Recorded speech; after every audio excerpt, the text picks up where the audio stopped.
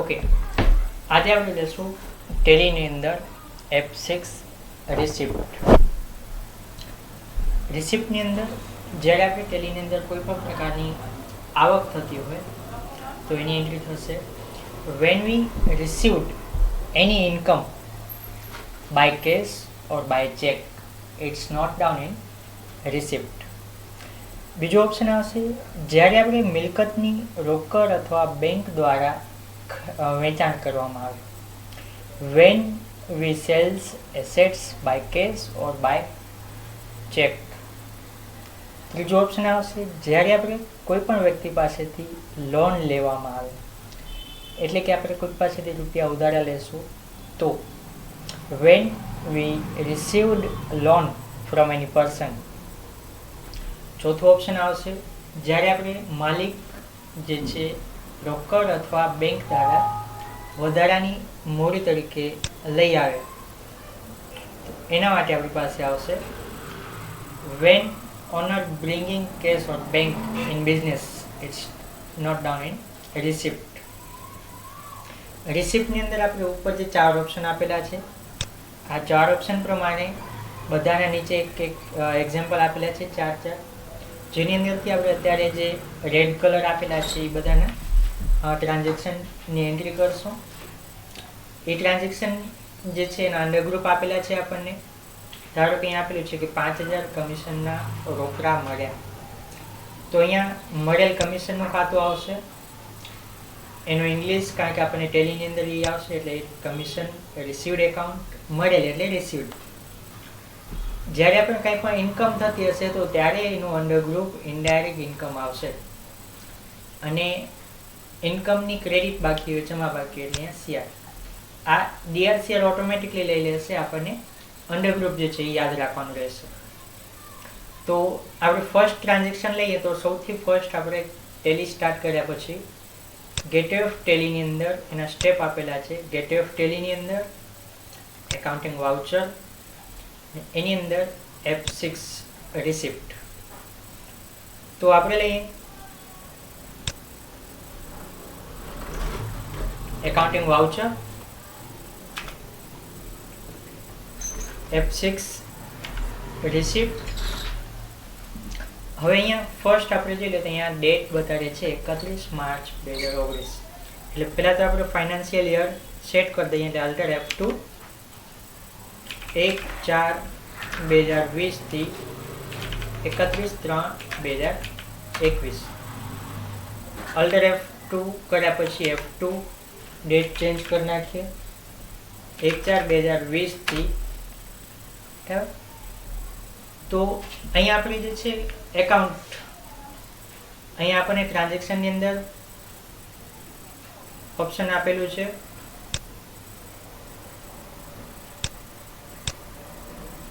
F6 receipt. Receipt કોઈ પણ આવક થતી હોય આપણને તો એના માટે આવશે તો ₹5000 કમિશનના રોકડા મળ્યા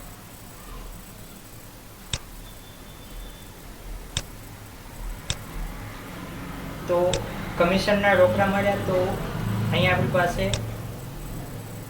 બે ઓપ્શન આવશે. કાં તો ચેક મળતો હોય તો બેંક આવે ને રોકડ મળતા હશે તો કેશ ઇન હેન્ડ. તો આપણને લખેલા છે કે રોકડા મળ્યા એટલે આપણે અહીંયાથી લઈશું કેશ ઇન હેન્ડ. પર્ટિક્યુલર વિગત શેના મળ્યા છે? કમિશનના મળ્યા એટલે આપણે અહીંયાથી લખવા જશું એટલે બતાવશે કે સ્પેલિંગ એરર. આનો મતલબ એમ છે કે તમે જે ખાતું બનેલું નથી તમારી પાસે એટલે આપણે જે છે નવું ખાતું બનાવવા માટે આપણી પાસે આપેલું છે અલ્ટર સી. તો આપણે કરશું અહીંયાથી અલ્ટર સી કમિશન રિસીવ્ડ મળે છે indirect income accept yes or no? Yes. Amount આપેલું છે આપણને 5000 એટલે અત્યાર સુધી જે આપણને અમાઉન્ટ થઈ હશે એના અહીંયા ક્રેડિટ બતાવશે બેલેન્સ. આનો મિનિંગ એમ છે કે આપણને અત્યાર સુધી કમિશનના 5000 મળ્યા છે. એન્ટર. નેરેશન બાબત છે બેન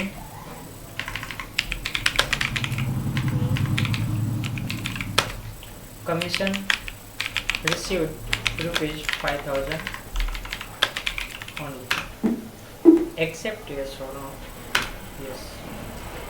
નંબર 2 એટલે કે આપણી પાસે એક એન્ટ્રી થઈ ગઈ છે, એટલે આપણે શું કરશું, અહીંયાથી બીજી એન્ટ્રી લઈએ, ₹3,000 વ્યાજનો ચેક મળ્યો. વ્યાજનો ચેક એટલે કે ઇન્ટરેસ્ટ રિસીવ્ડ, અથવા આપણે અહીંયાથી ચેક કરીને મળેલ વ્યાજનું ખાતું એટલે કે interest received account, indirect income. તો આપણે અહીંયાથી લેશું કઈ રીતના મળેલ છે, ચેક મળ્યો એટલે અહીંયા આપણે લેશું બેંક ઇન્ટરેસ્ટ અલ્ટર સી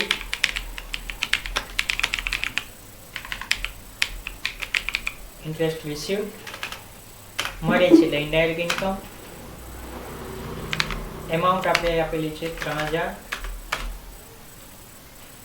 અહીંયા 3,000 આવી ગયા એટલે ઇન્ટરેસ્ટના અત્યાર સુધીમાં આપણને 3,000 મળ્યા છે. એન્ટર. ચેક હશે એટલે આપણને 6 ડિજિટના ચેક નંબર આવશે, એ નાખવાના હશે, અને અહીંયાથી આપણે enter. Accept yes or no? Yes. તો આ બે ટ્રાન્ઝેક્શન આપણે જે ઉપર લીધું એના પ્રમાણેના થશે. હવે આવશે આપણી પાસે જ્યારે મિલકતની રોકડ અથવા બેંક દ્વારા વેચાણ કરવામાં આવે તો આપણી પાસે ઓપ્શન આપેલું છે કે યંત્ર રોકડેથી વેચ્યું, ₹9,000નું યંત્ર રોકડેથી વેચ્યું, એટલે અહીંયાથી આપણી પાસે આવશે કેશિનેટ. રોકડેથી વેચ્યું એટલે કેશિનેટ. યંત્ર એટલે મશીનરી, આપણી પાસે ખાતું બનેલું છે એટલે અલ્ટર સી કરવાની જરૂર નહીં પડે, કારણ કે મિલકત જો આપણી પાસે પહેલાંથી હશે તો જ વેચાણ થઈ શકશે. જો મિલકત ન હોય તો એનું અલ્ટર સી ખાતું બનાવવાનું નહીં, ચેક કરી લેવાનું તમારી ટ્રાન્ઝેક્શનમાં ક્યાંય મિસ્ટેક નથી. ઓકે, એમાઉન્ટ આપેલી છે આપણને 9,000. એન્ટર. એન્ટર. નેરેશન અને enter. Accept yes or no? Yes. ત્યાર પછી આપણી પાસે આપેલી છે 12,000નું ફર્નિચર વેચ્યો, બદલામાં ચેક મળ્યો, એટલે આપણે અહીંયાથી લેશું બેંક. ચેક શબ્દ છે એટલે ફર્નિચર વેચ્યું એટલે ફર્નિચર. એમાઉન્ટ જે આપેલી હોય 12,000. Enter. Enter. Accept yes or no? એટલે આપણા બીજા ઓપ્શન પ્રમાણે બે એન્ટ્રી. જ્યારે જ્યારે આપણે કોઈ પણ વ્યક્તિ પાસેથી લોન લેવામાં આવે, when we receive loan from any person, તો અહીં આપણી પાસે આપેલું છે નોમા ટ્રાન્ઝેક્શનમાં ₹10,000ની લોન દીપેશ પાસેથી લીધી, કાંઈ જ ઉલ્લેખ નથી એટલે અહીં આવશે કેશિનેટ અલ્ટર સી દીપેશ લોન અને ગ્રુપ લોન્સ લાયબિલિટી. હવે આપણે લોન લઈએ છીએ એટલે આપણી જવાબદારી થશે, એટલે એના માટે આવશે અહીંયાથી લોન્સ લાયબિલિટી. અહીંયાથી એન્ટર. એન્ટર. એન્ટર. એમાઉન્ટ ₹10,000. ત્યાર પછી આપેલું છે ₹3,000ની લોનનો ચેક ભરત પાસેથી મળે, એટલે આપણે અહીંયાથી લેશું bank C Bharat loan loans liability in details 3,000. તો જ્યારે કોઈ વ્યક્તિ પાસેથી લોન લેવામાં આવે એના બે ટ્રાન્ઝેક્શન છે. હવે લાસ્ટ આપણે લઈએ જ્યારે માલિક રોકડ અથવા બેંક દ્વારા વધારાની મૂડી લાવે ત્યારે, એટલે કે અહીંયા આપેલું છે કે ₹5,000નો લોનનો ₹10,000નો ચેક ધંધામાં માલિક લઈ આવ્યા અથવા ₹20,000 વધારાની મૂડી તરીકે લઈ આવ્યા, તો એના માટે આપણી પાસે આવશે 20,000 વધારાની મૂડી તરીકે લાવ્યા એટલે કાંઈ જ લખ નથી એટલે કેશિનેટ. હવે અહીંયા વધારાની મૂડી એટલે આપણી પાસે ઓલરેડી કેપિટલ એકાઉન્ટ બનેલું છે એટલે કેપિટલ એકાઉન્ટની અંદર એડ થશે. અહીંયાથી 20,000. Enter. Accept yes or no? Yes. Yes. બીજો ઓપ્શન આપેલું છે ₹10,000નો ચેક ધંધામાં માલિક લઈ આવ્યા, એટલે આપણી પાસે અહીંયા આવશે બેંક. ચેક શબ્દ છે એટલે કેપિટલ 10,000. એન્ટર. એન્ટર. એન્ટર. અહીંયા 9 બતાડે છે એટલે કે આપણી પાસે કુલ 8 એન્ટ્રી થઈ. હવે ટેલીની અંદર આપણે એન્ટ્રી કરીએ એના પછી એની ખાસ અસર કઈ જગ્યાએ આવે છે એ જોવું ઇમ્પોર્ટન્ટ છે. એટલા માટે આપણે એસ્કેપથી બહાર. હવે જ્યારે આપણે રિસિપ્ટમાં એન્ટ્રી કરેલી છે તો નોર્મલી એક ડિસ્પ્લેમાં ડેબુક એટલે કે આપણું રોજમેર જે તે તારીખમાં તમે કેટલી એન્ટ્રી કરેલી છે એ દર્શાવશે. તો અહીંયા કુલ બતાવે છે આપણી પાસે પેમેન્ટ અને અત્યારે આપણે કરેલી છે રિસિપ્ટમાં કુલ 8 એન્ટ્રી. તો આ 8 એન્ટ્રી આપણને અહીંયા દર્શાવશે. જો આપણે એની અંદર કંઈ પણ ચેન્જીસ કરવાનો છે તો એન્ટર આપશું તો મોડિફિકેશન થઈ શકશે.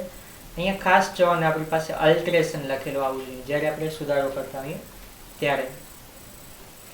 આનામાંથી બહાર નીકળવું હોય તો એસ્કેપ આપી દેવાનું, પાછું બેક ચાલી જશે.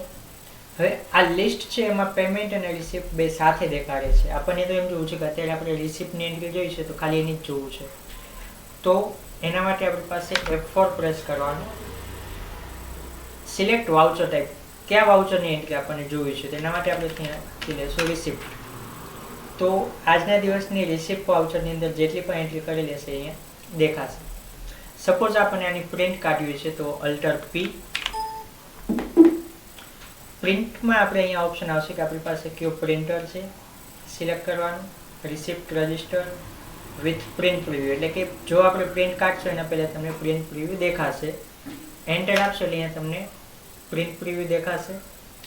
આ પ્રિન્ટ પ્રિવ્યુ મોટું કરવા માટે હશે અલ્ટર Z એટલે કે ઝૂમ. તમે જે કાંઈ પણ એન્ટ્રી કરેલી છે એ અહીંયા લિસ્ટમાં આવશે અને પ્રિન્ટ કાઢી શકાશે. એસ્કેપ. હવે જો આપણને પ્રિન્ટ કાઢવી હશે તો અલ્ટર P આપશો એટલે પ્રિન્ટ નીકળશે. પેજ, તમારી પાસે કુલ કેટલા પેજ છે અહીંયા બતાવે છે પેજ 1 of 1 એટલે તમારી પાસે એક જ પ્રિન્ટ છે પેજમાં. એસ્કેપથી બહાર. આ આપણે જોઈ ડેબુક આવ્યું. એના પછી back profit and loss account.